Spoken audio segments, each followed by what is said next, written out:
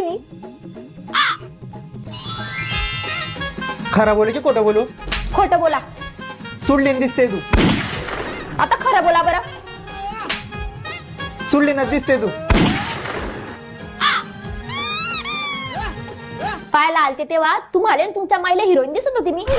व मला काय माहिती होतं व तू एवढी नाचपाडी अशी नाही तर मी महापुराले बायकोच केली नसती, अक्कडेलाही टाकली असती त्याला. हा तेव्हा डायरेक्ट झोपमोडी उठीच नालते आम्ही. चहा पण निपेलते आम्ही ना, म्हणून झालं सगळं. हे पा आज संक्रांती आहे, मला बोलायला नका लावा. तसं मी तुमचं थोडं खराबच आहे.